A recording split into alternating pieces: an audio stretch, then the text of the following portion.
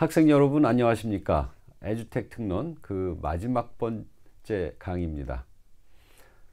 참 긴 시간 강의 듣느라고 고생들이 많으셨습니다. 오늘 이제 최종적으로 피날레를 하는 그런 강의 시간이 되었습니다.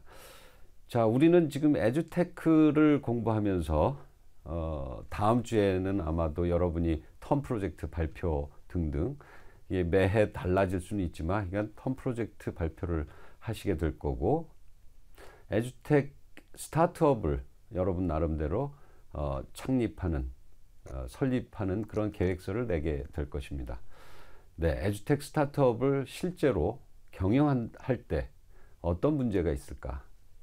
에듀텍 스타트업을 처음에 설립할 때 어떤 마음가짐과 태도로 설립해야 될까? 네, 이런 것이 여러분한테 무척 궁금할 거라고 생각이 듭니다. 그런 맥락에서 오늘은 전문가 한 분을 모시고 역시 이런저런 에듀테크 스타트업에 대한 이야기 함께 나눠보고자 하는데요. 오늘 모시게 된 분은 주식회사 ITN 베이직, 이름도 멋지죠. 인포메이션 테크놀로지를 의미하는 IT 앤 베이직, 여기에 대표로 계시는 민경욱 대표님을 모시게 되었습니다. 민 대표님, 이렇게 우리 이러닝학과 학생들을 위해서 참여해 주셔서 너무 감사합니다. 네, 초대해 주셔서 감사합니다. 네, 민 대표님 소개를 본인이 직접 하시는 게 더 좋을 것 같습니다. 알겠습니다. 네, 안녕하십니까. 방금 소개받은 주식회사 ITN 베이직의 대표 민경욱이라고 합니다. 저희 회사는 IT 기술로 사람들의 기본적인 삶에 대한 부분의 문제를 좀 해결하고자 하는, 그래서 ITN 베이직이라는 사명을 가지고 있는 회사입니다. 네. 제가 알기로는 그 ITN 베이직의 가장 좋은 서비스가 심플로라고 들었습니다. 그 심플로가 무엇인지, 그리고 그걸 가지고 사업을 시작하게 된 배경, 뭐 이런 걸 오늘 좀 함께 이야기를 나눠보고 싶습니다. 그럼 먼저 심플로가 뭔지 좀 설명 부탁드리죠. 네, 저희 심플로우는요, 심포니의 심과 흐름을 뜻하는 플로우의 합성어인데요. 그러니까 사람들과 함께 흐름을 만들어 간다라는 저희 고유 브랜딩이고요. 저희는 이제 여러 가지 아까 말씀드렸던 것처럼 이제 기본적인 문제들을 좀 해결하려고 하는데, 우선 교수님께서는 여기 앞에 나와 있는 교육과 컨퍼런스 방송 이 세 가지의 공통점을 혹시 아실까요? 교육과 컨퍼런스 방송. 누군가는 떠들고 많은 사람들이 앉아서 듣는다, 뭐 이런 거 아닐까요? 맞습니다. 방금 정답 말씀하신 것 같은데요. 바로 이제 1대 다수의 커뮤니케이션 현장이라는 점인데요. 학교 선생님과 학생들, 교수와 학생들도 그렇고요. 그 다음에 이제 컨퍼런스 같은 경우는 발표자와 많은 참가자들, 방송국과 시청자도 실제는 1대 다수의 커뮤니케이션 현장이 되는 거죠. 저는 이런 1대 다수의 커뮤니케이션 현장의 문제를 해결하기 위한 그런 심플로우라는 서비스를 하고 있고요. 저희는 이제 크게 세 가지 기능이 있습니다. 발표 자료를 볼 수 있는 기능이 있고요. 그 다음에 이제 서베이를 실시간으로 결과를 확인할 수 있는 기능이 있고, 그 다음에 질문을 자유롭게 편하게 실시간으로 올릴 수 있는 세 가지 기능을 가지고 있습니다. 근데 이제 앱을 다운받는 게 아니라 이제 불특정 다수들이 모이는 현장이 많다 보니까 이제 웹앱으로 좀 쉽게 접속해서 사용할 수 있는 그런 기능들을 가지고 요즘에 있습니다. 그런 기능들이 많이 있더라고요. 네네, 무슨 맞습니다. 컨퍼런스 같은 거 할 때 보면은 위에다가 그 URL 같은 거 주고 거기에 접속해서 자기 의견을 개진한다든가 아니면 질문을 올린다든가 뭐 그런 게 심플로 서비스와 같은 것 같습니다. 네, 맞습니다. 그래도 저희가 국내에서는 좀 빠르게 시작을 했고, 처음에는 저희가 교육 쪽으로 생각을 많이 해서 이제 사용자들 찾기 시작했습니다. 보시는 것처럼 이제 토론식 수업에서 심플로에 올려온 질문들을 앞에 화면에 띄워놓고 같이 보면서 이제 수업을 하는 거죠.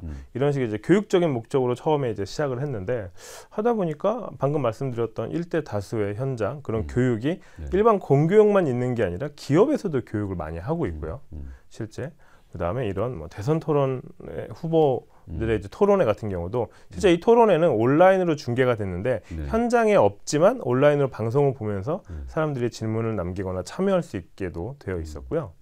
뭐 이렇게 큰 국가의 행사라든가 최근에는 저희가 참 감사하게도 이제 MBC의 100분 토론이라는 프로에도 심플로가 들어가면서 정말 저희는 좀 여러 현장에서 사람들의 생각을 쉽게 끄집어내는 그런 역할들에 열심히 집중하고 있는 그런 이제 회사가 되겠습니다. 네. 그 여러 가지 활용 사례들이 꽤 많네요. 네네네. 그죠? 네, 이걸 하시면서 이걸 저렇게 다양한 걸 하면서도 특히 교육 쪽에 상당히 관심이 많다고 들었는데 네네네. 관련해서 좀 말씀을 더 해주시죠. 네, 우선은 저희가 어쨌든 교육 목적으로 시작한 서비스인데 사람들이 사용하면서 많은 사용 사례들이 직접 만들어 가시더라고요. 저희도 생각하지 못했던 뭐 토크쇼라든지 뭐 제품 설명회라든지 뭐 입시 설명회 이런 곳에서 이제 쓰이고 있는데 사실상 이제 저희가 집중하고 있는 것들은 요겁니다. 질문의 공포를 해결해 준다라는 내용인데요.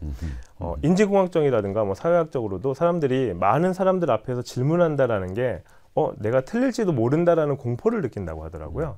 이런 것들을 좀 기술을 통해서 쉽게 해결해주면 사람들이 좀 더 자유롭게 올릴 수도 있고, 뭐 마이크를 잡지 않는 샤이한 사람들도 내 의견을 이제 쏟아낼 수가 있는데, 그러다 보면은 이제 한 가지 정답만 찾는 게 아니라 여러 곳에서 이제 다양하고 깊이 있는 여러 의견들을 저희가 이제 끄집어낼 수 있다라고 생각을 해서 이러한 여러 의견들을 가지고서 교육적으로 좀 더 가치를 높여가기 위한 게 저희가 이제 앞으로 가야 되는 방향성이라고 생각을 하는 거죠. 네. 아까 얘기했던 거에 따르면 우리가 보통 한 사람이 발표하고 거기에 대해서 뭐 우리가 질문을 올리고 그러면 이제 사회자가 그 질문 중에 어떤 거를 이렇게 읽어서 네네. 그러면 손 안 들어도 네. 아까 말씀하신 그 얼굴이 좀 창피한 이런 사람들은 네네. 손들기가 두려우니까 그런 좋은 의견들을 많이 접수할 수 있겠네요. 네네, 맞습니다. 근데 저는 이제 궁금한 게 그런 건 보통 그 컨퍼런스나 이런 데 거는 그 자료가 있어도 그게 뭐 교육적으로 도움이 될 것 같지가 않은데 네네. 어떻게 심플로라는 이런 서비스를 교육에 활용할 수 있을 거라고 생각을 하시는지요?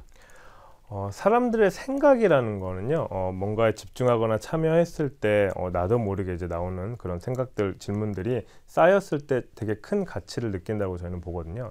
특히 이제 교육, 예를 들면 말씀하신 컨퍼런스는 한 번으로 끝나고 그 사람들이 다시 모이기가 쉽지 않지만 교실에 있는 학생들, 특히 이제 교육적인 곳들은 똑같은 사람들이 계속해서 반복적인 수업을 하게 되잖아요. 근데 그렇죠. 그런 수업에서 얻어지는 질문들, 생각들 아니면은 수업 시간은 생각이 나지 않았지만 집에 가서 또 생각이 떠오르는 것들이 이제 기록이 되고 그런 부분들이 공유가 될 수 있으면은 어제 수업에서는 이런 질문들이 나왔는데 이걸 좀 더 공부하다 보니까 또 다른 새로운 질문들이 나왔던다. 아니면은 수업 시간에 좀 참여했을 때 점수가 낮았던 친구들이 공부를 통해서 점수가 올라갔다라는 것들, 수업을 하면서 느꼈던 생각들이나 내용들을 그때 메모하는 그런 수업의 학습 기록까지도 함께 공유가 될 수 있으면 그건 교육적인 가치가 이제 충분하겠다라고 저희는 생각을 하고 있는 거죠. 단순히 그냥 하나의 컨퍼런스는 그냥 일회성인데 네, 지금 맞습니다. 말씀하신 것처럼 가령 뭐 3학년 수학 과목이다. 뭐 네. 그런 것들이 모여서 다른 지역의 3학년 수학 선생님한테도 도움이 될 수도 있고요.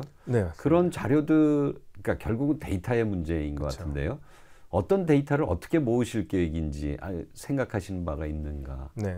그러니까 우선 예를 들면 말씀하신 것처럼 부산에 무슨 4학년의 사회 수업 때 선생님이 자료를 참고하고서 학생들에게 퀴즈도 냈고 수업 시간에 있는 질문들이 모여서 수업의 전체에 대한 기록이 이제 클라우드로 남게 되면 뭐 강원도에 사시는 또 다른 뭐 4학년 사회 수업을 가르치는 다른 선생님께서 부산 지역의 학생들은 이렇게 이런 자료를 활용해서 공부하고 이런 것들이 이제 학생들의 질문을 남겼구나라는 것들을 참고해서 또 다른 수업을 만들어가는 거죠. 그럼 또 이제 학습자 입장에서는 나는 성적이 중간 정도 되는 학생인데 나와 비슷한 성적의 학생이 뭐 다른 지역에 사는 사람들은 이런 질문도 남기고 수업에 이런 문제를 맞추고 이런 걸 틀리는구나 라는 것들을 이제 서로 비교 체크하면서 이렇게 정량적으로 이제 카테고라이즈를 만들어 주다 보면 그 선생님들도 학생들도 그런 공유되는 데이터를 보면서 조금 더 교육적인 가치를 늘려갈 수 있지 않을까. 그래서 저희가 열심히 이제 저희 심플로우의 경험들을 모아서 클라우드로 확대해가는 작업들을 현재 하고 있는 중입니다. 예, 아주 아이디어가 참 좋은 것 같습니다. 그런데 대표님 지금 저기 보이는 저 자료가 글씨가 좀 작은데 저거 우리 학생들한테 다운받아서 볼 수 있게 해주실 거죠? 그럼요. 네, 저희가 PDF 파일로 드릴 테니까 얼마든지 쉽게 다운받을 수 있게끔. 그러면 저런 자료들은 학생 여러분은 지금 다운받아서 함께 옆에다 두면서 공부하시면 좋겠습니다.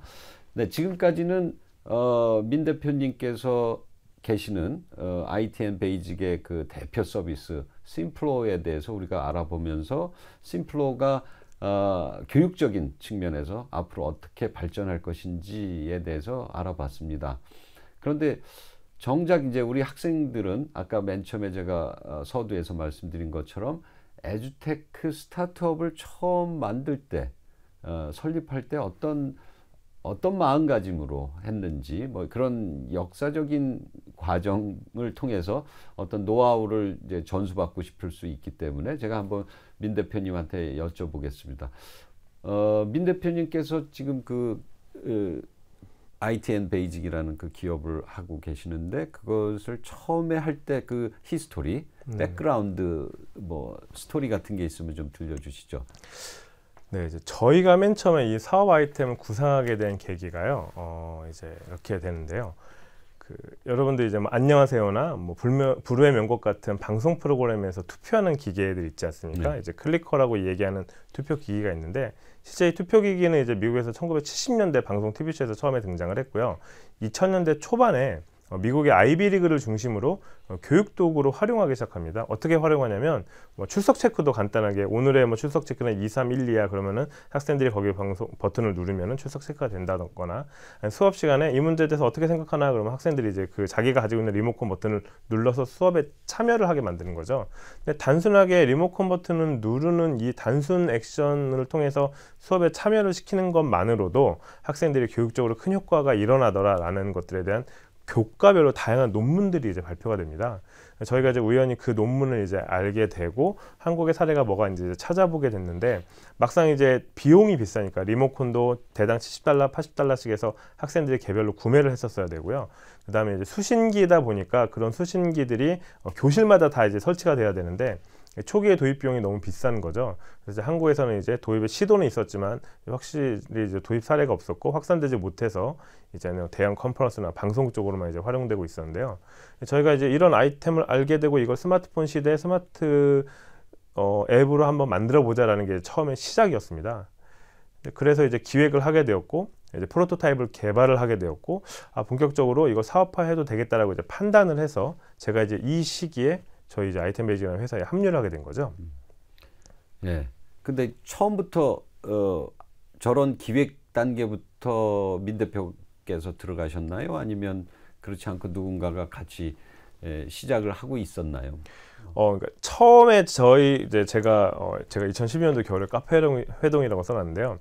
제 고등학교 후배, 중고등학교 뭐 동창 친구들 몇몇 하는 친구들이 기획자, 개발자 친구들이 먼저 우선은 아이템에 대한 기획과 리서치와 이제 초기 프로토타입 개발을 하고 있었습니다. 그래서 어느 정도 윤곽이 잡혔을 때 저와 함께 하자라는 얘기가 나왔고 그래서 제가 이제 정말 잘 다니던 회사를 퇴사를 하면서 저 블루홀이라는 회사는 되게 괜찮은 회사인데요. 네, 뭐 최근에 이제 배틀그라운드라는 회사로 전 세계적인 회사가 된 글쎄요, 좀 괜찮은 회사인데 저기를 그냥 나오셨어요? 네, 어떻게 친구들과 좋은 사람들과 함께 한다라는 것 때문에 의사결정을 해서 이제 한 5년 정도 잘 다니던 회사를 나오게 되었고요.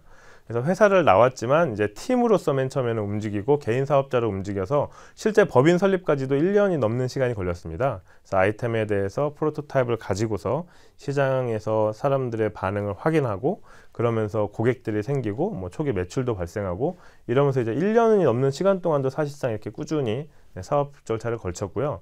법인이 설립이 되는 시점에서는 실제 엔젤 투자자가 확보가 된 시점에서 저희가 법인으로 전환을 한다고 보통 표현을 하는데 법인 설립을 투자자가 확보된 시점에서 진행을 한 게 이제 팀이 결성이 되고 나서도 1년 후 그리고 나서 초기에 저희는 이제 프로토타입을 콜라보라는 이름으로 서비스를 했었는데 사용자들의 반응들과 피드백들을 받아가지고 좀 더 개선한 현재 서비스인 심플로우가 2015년도 2월 달에 이제 런칭이 됐습니다. 사실상 맨 처음에 아이템이 기획이 나오고서 프로토타입이 나오고서도 실질적으로 제대로 사업화가 되고 제대로 서비스 런칭이 되기까지는 시간이 거의 한 2년 가까이 걸렸던 거죠. 네. 근데 진짜 그런 것도 좋은 접근이었던 것 같으네요. 뭐냐면 누군가가 이제 펀딩을 하고 나서 네네. 이제 법인으로 이제 전환한다는 거 이런 네네. 것도 우리 학생들도 사실은 법인으로 만들어 놓고 회사 다 오픈했는데 아무도 투자를 안 하면 네, 그게 난감해질 텐데요. 그죠? 맞습니다. 네. 네. 네. 여기에 관련돼서 저 화면에 열심히 공부합니다라고 했는데 누가 공부한다는 말씀이신지요? 이건 이제 저희가 공부하는 내용들인데요. 네. 그러니까 사업이라는 걸 시작을 하고 아이템도 만들어서 뭔가 이제 본격적으로 고객들을 만나기 시작하니까 실제 현업에 계시는 전문가분들은 저희들보다도 더 뛰어나신 분들이 많으시거든요. 그러다 보니 이제 저희는 가르치는 사람들의 입장에서 어떤 기능이 필요하고 또는 뭐가 부족하고 어떤 게 있었으면 좋겠다라는 이제 피드백을 많이 받기 시작하면서 우리가 공부하지 않으면 안 되겠다라는 생각들을 되게 그때부터 많이 했었습니다. 그래서 특히 이제 가르치는 입장에서 교수법에 대한 공부들을 많이 하면서 이제 서비스의 개선에 같이 맞물려서 올릴 수 있게 되었고요. 네, 진짜 이거는 우리 학생 여러분한테도 해주고 싶은 말입니다. 열심히 공부합니다. 그러니까 사업을 하려고 해도 관련된 업종의 그 리서치를 꼭 해야 되고 어떤 분이 어떤 생각을 하는지 지금 아주 좋은 말씀을 하셨는데 예를 들어서 그 심플로 같은 걸 한다는 얘기는 결국은 그것을 강연하는 사람들이 그 서비스를 사야 될 테니까 그렇죠. 강연하는 사람들은 어떤 생각을 갖고 있을까? 그분들한테 어떻게 어필을 할 수 있을까? 이것 때문에 지금 여기 보니까 영어로 된 거, 일본어로 된 거 뭐 열심히 공부합니다 이렇게 하는데 우리 학생 여러분들도 열심히 여지껏 공부해 왔지만 앞으로도 열심히 공부하시기 바랍니다. 네. 제가 뭐 본의 아니게 학생분들에게 좀 부담을 드린 것 같긴 하지만 아무튼 이제 실질적으로 저뿐만이 아니라 저희 회사의 개발자들 열심히 공부를 해서 나가고 있었고요. 그다음에 이제 요거는 혹시 교수님 혹시 아시겠어요? 딱 숫자. 예, 24/7 저거는 매일 일주일 내내 뭐 이런 서비스 할 때 보통 쓰는 말인데요. 그렇죠. 이제 하루에 24시간씩 일주일에 168시간인데 네. 여기서 100을 딱 떼고 68시간은 7로 나누면 9.7시간이 뭐냐면 저희가 정말 스타트업들이 초기에 주당 한 100시간씩 일하는 거 거의 기본처럼 받아들이고 있는데 그만큼 일을 초창기에 많이 하고 또 열심히 했거든요. 그러다 보니까 일주일에 남는 68시간을 7일로 나눠서 잠자는 시간 한 6시간 빼고 밥 먹는 시간 이런 거 빼고 나면 하루에 개인 시간으로 남는 게 정말 불과 한두 시간 남짓이더라고요. 그러니까 그만큼 사업을 시작하기 전에는 몰랐던 것들이 이제 사업을 하면서 너무 힘들구나. 내가 시간도 많이 들여야 되는구나. 고객들을 만나면서 우리가 몰랐던 것도 너무 많구나라는 것들 그때부터 계속 본격적으로 깨닫기 시작했던 거죠. 아, 진짜로 저게 하루에 조시간밖에 안 돼요? 네, 막상 주당 100시간씩 와. 일하려면 하루에 뭐 한 3-4시간 네. 이상씩. 그러니까 하루에 몇 시간 정도 일하시는 거죠? 평균적으로? 참고로 저는 저희 집에서 사무실까지 뭐 한 10분 거리밖에 되지 않는데 뭐 이제 출퇴근하는 시간도 아까우니까 좀 더 가까운 쪽으로 이제 사무실을 얻었고요. 하루에 평균 14시간, 13시간 정도는 거의 꾸준히 하는 것 같아요. 미팅이 끝나고 나서도 미팅이 끝났을 때 생겨나는 일들을 또 처리를 해야 되니까 사무실에 와서 메일도 써야 되고 또 개발팀과 회의도 해야 되고 또 게다가 이런 날 또 이렇게 나오셔서 그렇죠. 또 강연도 해주셔야 되고 그렇죠. 외부 활동도 많이 있는 편이고 죄송합니다. 아닙니다. 네. 그러면 저렇게까지 자기 시간을 꽤 많이 투자를 하는데 사실 별로 그렇게 내키지 않을 수도 있지 않겠어요? 네네네. 어떻게 생각하세요? 우선 참고로 이제 저희 회사는 현재 17명의 멤버가 함께하고 있는데요. 제가 괄호 쳐놓고 44명이라고 써놨죠. 네. 그러니까 직원들은 17명이지만 뭐 가족들, 뭐 이제 저희 조카라고 얘기하고 뭐 형수님, 뭐 재수 씨들 모두 합치면은 ITM 베이직이라는 회사에 관계된 사람들이 현재 44명인 거고요. 월 평균 저희 회사는 현재 한 7천만 원 정도로 사용하고 있는데 저는 사실 직장 생활을 하면서도 7천만 원을 1년에 벌어본 적이 없거든요. 근데 제가 벌어보지도 않았던 것보다 더 큰 돈을 매달 쓰고 있는데 사실 이게 되게 어렵더라고요. 근데 그럼에도 이제 힘들지만 할 수 있는 게 이제 어떻게 보면 일종의 사명감일 수도 있고 그러니까 결국 이제 회사는 사람들이 모여 있는 곳이고 대표는 그에 대한 책임을 질 수밖에 없는 사람이잖아요. 그러니까 이제 그런 것들이 사업을 시작하기 전에는 몰랐지만 하면서 와닿는 내용들이어서 이제 지금 어떻게 보면 좀 무게감을 느끼고 책임감을 느끼고 사명감을 느끼면서 이제 사업을 하고 있는 상황인 거죠. 그래서 말 그대로 이제 이 특론을 들으시는 분들도 특히나 에듀텍 스타트업이라든가 창업을 혹시라도 고려하시는 분들이 계시다면 대표로서의 책임감과 그런 사명감, 특히 무게감을 조금 알고서 준비를 하시면 좀 더 좋지 않을까라고 좀 이제 생각을 평상시에 많이 하고 있어요. 그래서 뭐 여러분들께도 꼭 이 말씀 한번 드리고 싶었습니다. 네, 지금 저기 보니까 노무현 대통령도 있고 밑에는 뭐 왕 같은데 세종대왕, 세종대왕인 것 같고, 그러니까 어떤 책임감을 느껴야 된다, 뭐 이런 말씀이신 것 같습니다. 그러니까 스타트업을 만약에 설립하는 사람들은 최소한 저런 사명감, 뭐 이런 책임감을 뚜렷이 느끼고 시작을 하는 게 좋겠다라고 말씀을 해주셨습니다. 혹시 그 밖에 더 스타트업을 처음 할 때 고민해야 될 것들이 뭐가 있을까요? 네, 물론 이제 처음에는 보통 이제 아이템과 사람들, 팀을 가지고도 시작을 보통 하시게 되는데요. 그렇죠. 막상 또 사업을 하다 보면은 뭐 행정적인 업무와 이제 법률적인 특히 세금, 세무에 관련된 문제들도 비일비재하게 일어나고요. 특히 이제 뭐 법인으로서의 투자를 받는다든지, 특히 이제 회사의 본질적인 홍보와 영업 마케팅 하는 것들, 그다음에 저희 서비스를 쓰는 고객들이 많아지면 CS도 당연히 해야 되고요. 회사가 단순히 직원들이 와서 월급만 받고 일을 하는 곳이 아니다 보니까 회사가 가지고 있는 비전이나 뭐 문화, 특히 직원복지 같은 경우들도 점점점 일이 많아지고 생겨나게 되는데요. 저는 처음에 사업을 제가 시작할 때만 해도 이런 부분들을 전혀 모르고서 이제 사업을 시작하다 보니까 저는 이런 고민과 좀 고생들을 되게 많이 해가지고 여러분들도 조금 미리 준비를 하면 좋지 않을까라고 생각을 하고 있고요. 사실 그러네요. 예를 들어서 우리 학생들도 그냥 편하게 생각하기에는 이 아이디어 그렇죠. 좋네, 아주 끝내준다. 그러면 이 아이디어 갖고 스타트업을 한번 해보자.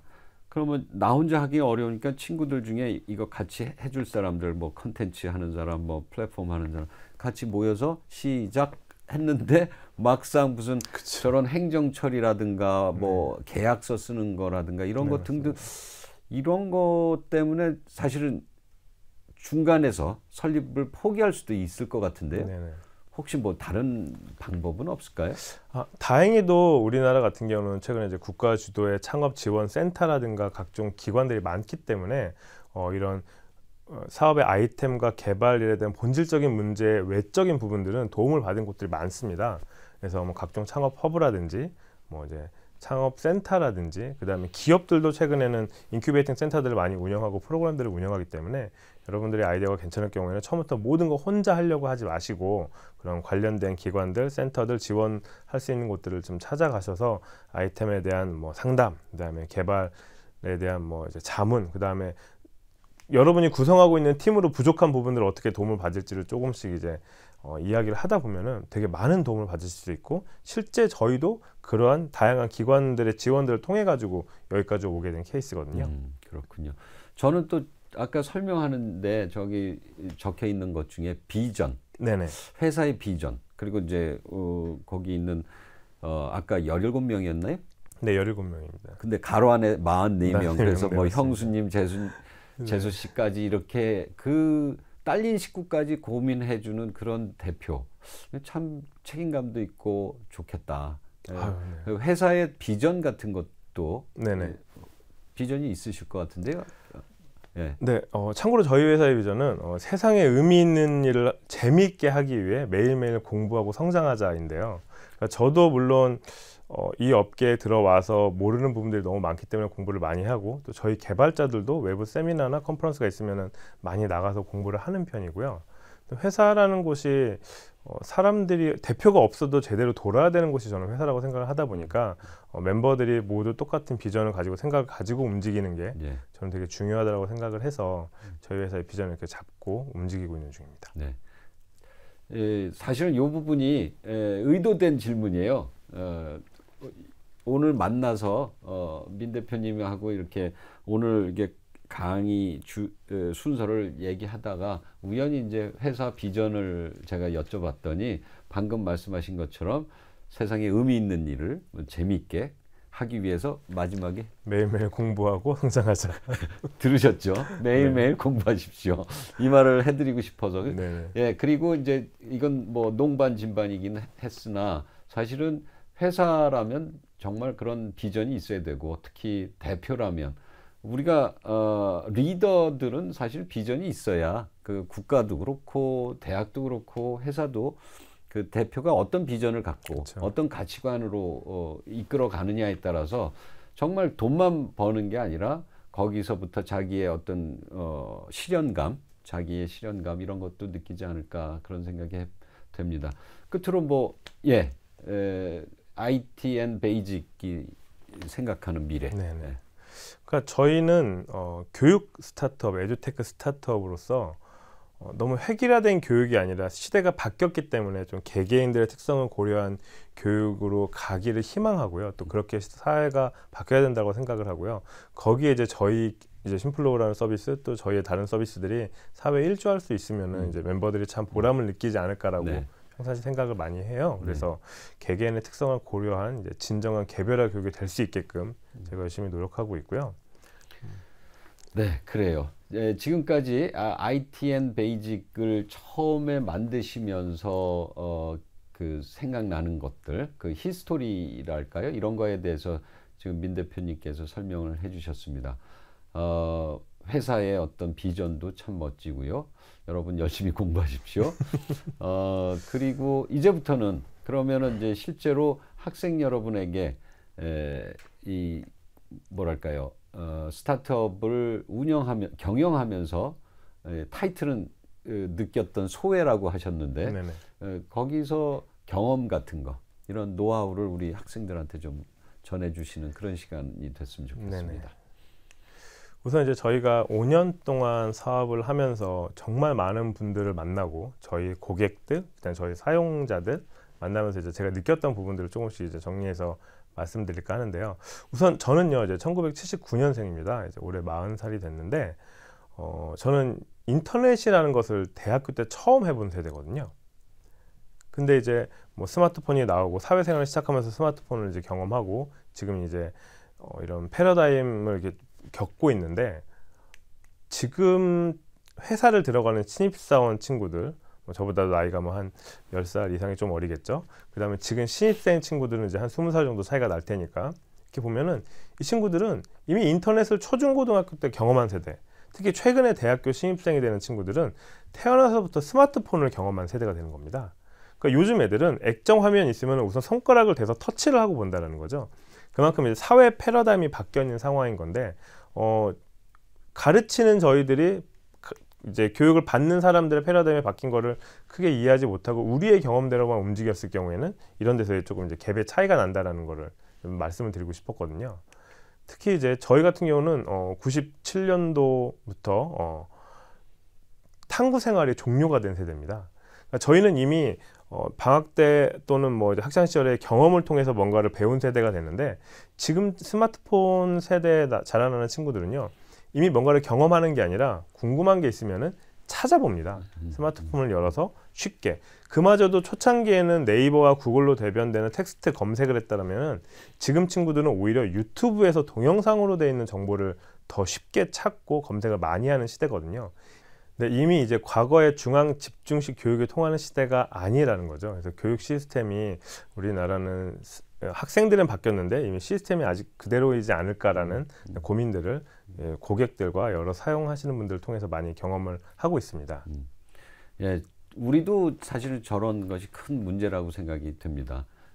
아직도 중앙 집중적, 그리고 아까 말씀하신 것처럼 우리가 그 기억하고 이런 정보들에 대한 교육, 더 이상 그건 아닌 것 같은데, 혹시 뭐 외국이든 좀 선진적인 교육 시스템에 대해서 소개할 만한 게 있을까요?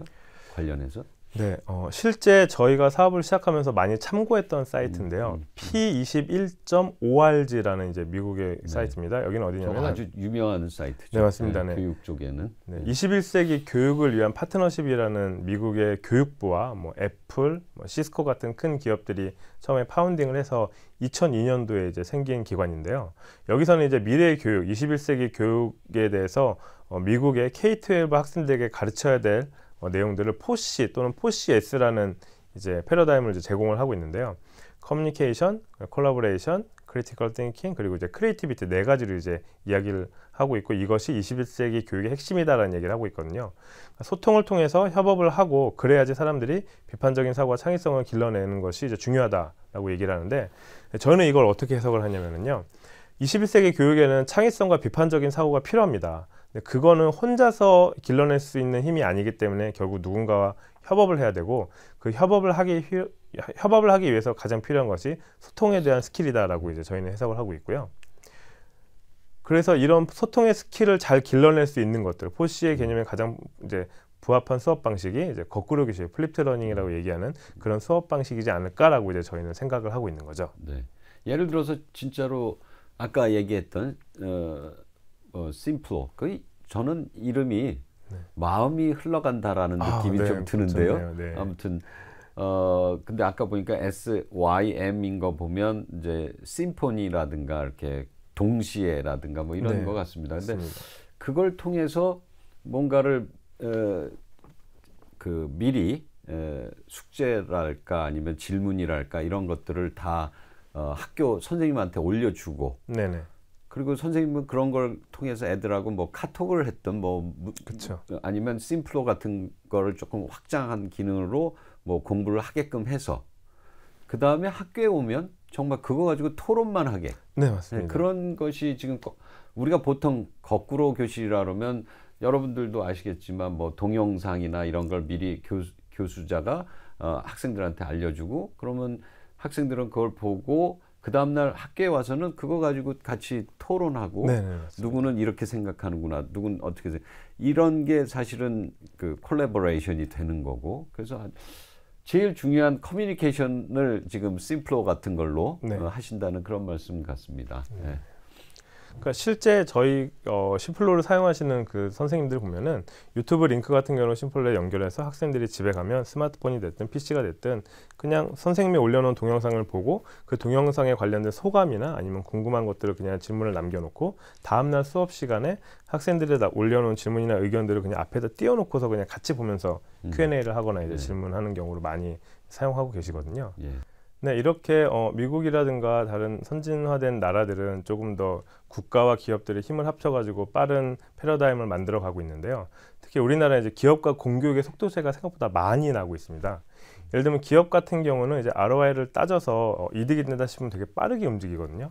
특히 교육이라는 게 컨텐츠를 새로 만드는 데는 시간이 오래 걸리고 비용이 많이 들어가기 때문에 이런 컨텐츠를 그대로 놔두고 이제 플랫폼이나 시스템이 새롭게 도입이 돼서 뭔가 효과가 나오는 것들을 되게 좋아하는데요.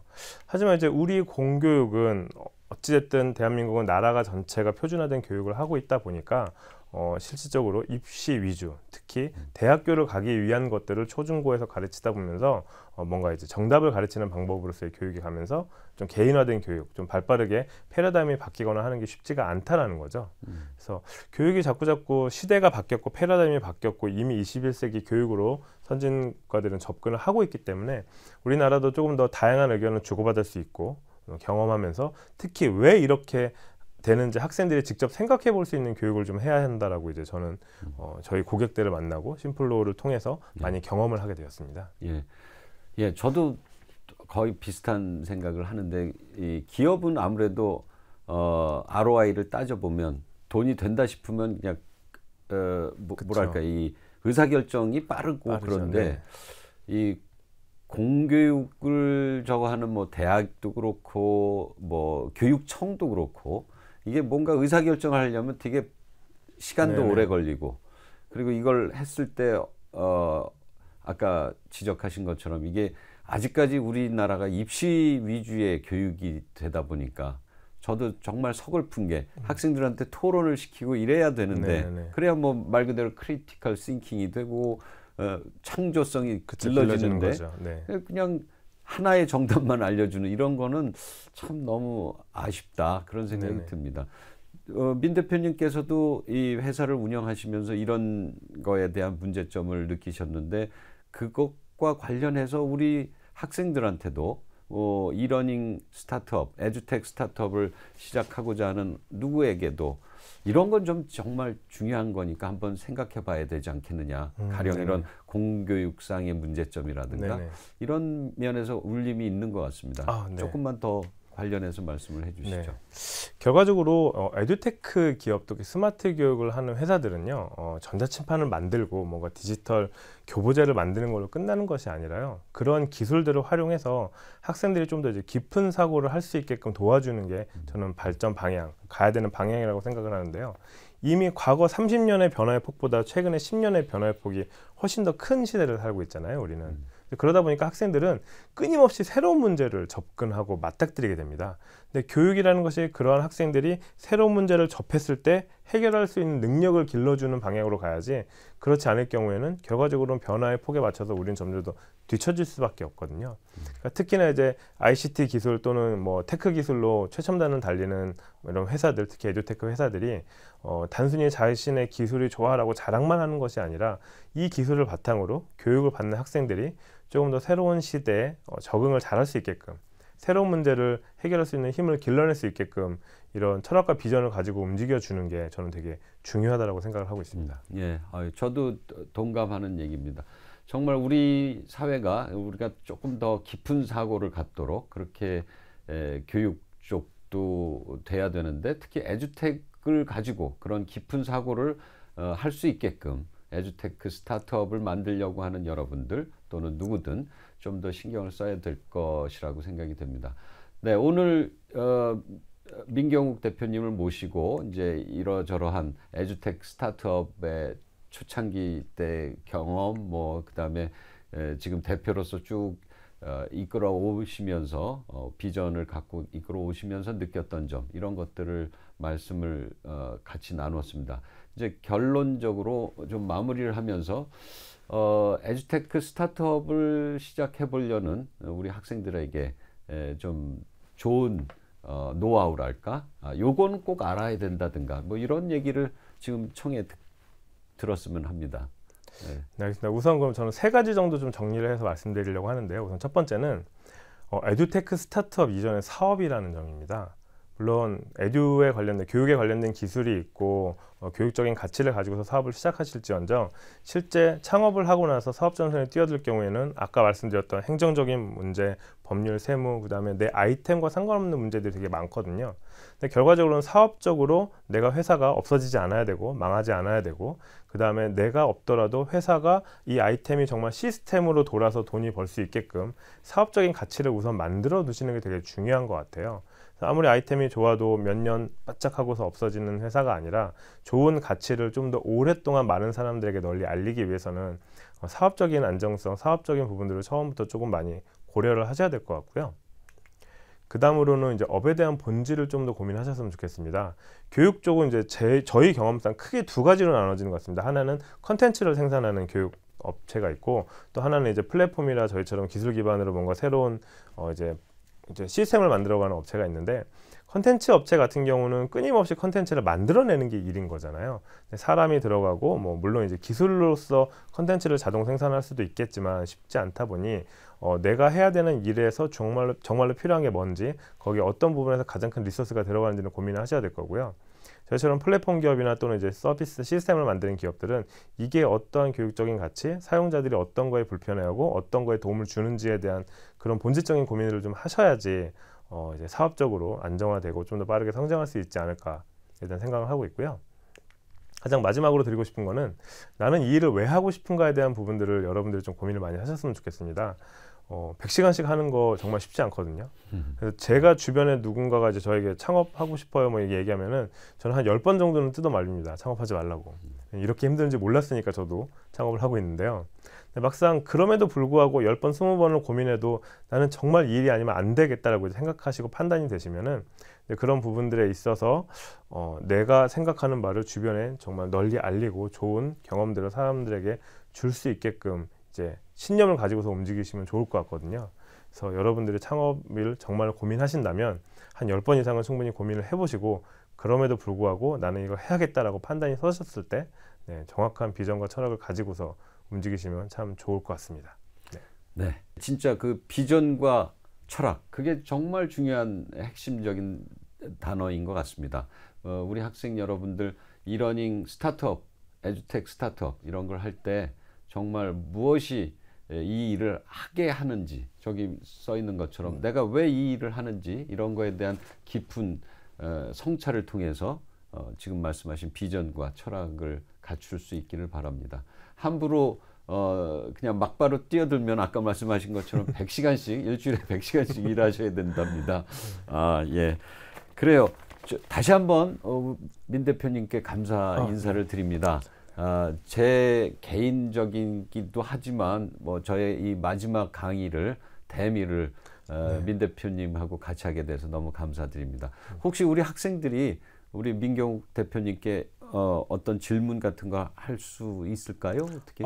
네, 그럼요. 얼마든지 질문 주십시오. 네, 저희가 저기 주소 kw.min 제 이름으로 회사 이메일이 있으니까요. 주시면은 시간이 조금 걸릴지언정 제가 답장은 꼭 드리고 있습니다. 그래서 궁금하신 내용들 편하게 질문 주셔도 좋고요. 저희 사무실 부천이니까 부천 지나가시면서 놀러 오셔도 제가 정말 따뜻하게 깊은 마음으로 차 한잔 대접하면서 이야기를 나눌 수 있도록 하겠습니다. 아이고 감사합니다. 네, 오늘 우리 민경욱 대표님을 모시고 에듀텍 특론 그 마지막 강의를 마치게 되었습니다. 그동안 15주 동안 이 강의는 14주째 나가겠지만 이 전체 에듀텍 특론 강의 듣느라고 고생이 많으셨습니다.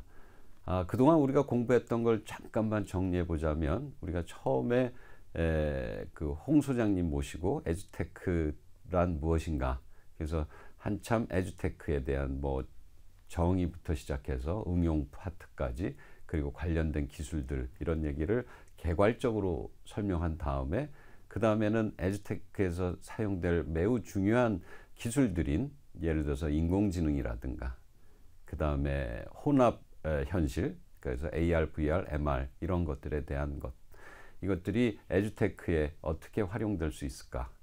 특히나 이제 게임 이론, 그래서 게임 쪽에서 사용되는 기법들, 이런 게이미피케이션이라든가 이런 걸 이용해서 에듀테크의 그 퀄리티를 더 높이는 이야기들, 그리고 마지막으로는 러닝 어널리틱스, 그러니까 학습 분석학 기술을 가지고 우리가 앞으로 더 교육에 또 훈련 및 그 학습에 에듀테크 기술을 더 넣을 수 있지 않을까, 이런 얘기들을 다뤘습니다.